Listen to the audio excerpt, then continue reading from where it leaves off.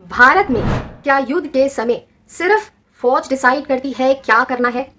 क्या प्रेसिडेंट सब कुछ कमांड करते हैं या फिर असली पावर कहीं और होती है? चलिए सिंपल भाषा में समझते हैं कि युद्ध के समय देश का कानूनी स्ट्रक्चर कैसे काम करता है। सबसे पहले बात करते हैं प्रेसिडेंट की। जी हाँ, भारत के राष्ट्रपति को आर्म फोर्सेस का कमांडर इन चीफ माना जाता है। ये लिखा है article 53 of the Indian constitution में। लेकिन इसका मतलब ये नहीं कि वो अपने मन से फौज को युद्ध के लिए भेज देंगे। आर्टिकल 74 के मुताबिक राष्ट्रपति, प्राइम मिनिस्टर और काउंसिल ऑफ मिनिस्टर्स की सलाह पर काम करते हैं। इसका मतलब असली डिसीजन मेकिंग उनके द्वारा की जाती है जो हमारे द्वारा इनडायरेक्टली चुनकर आते हैं, यानी सरकार। ये सिस्टम बनाया गया है ताकि मिलिट्री पर सिविलियन कंट्रोल बना रहे, और यही होती है डेमोक्रेटिक सिविलियन सुप्रीमेसी, जिसमें हमेशा मिलिट्री पर कंट्रोल रहता है इलेक्टेड गवर्नमेंट का।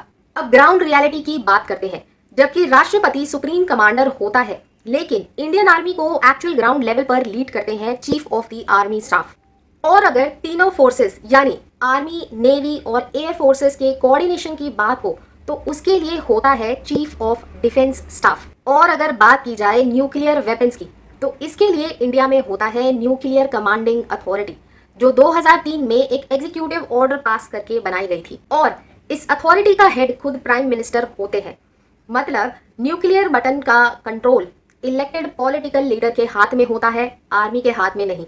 तो याद रखिए, फौज एक्शन लेती है लेकिन कमांड और डिसीजन मेकिंग की पावर सिविलियन गवर्नमेंट के हाथ में होती है। राष्ट्रपति होते हैं फॉर्मल हेड, लेकिन असली डायरेक्शन और पॉलिटिकल गाइडेंस आती है प्राइम मिनिस्टर और काउंसिल ऑफ मिनिस्टर से।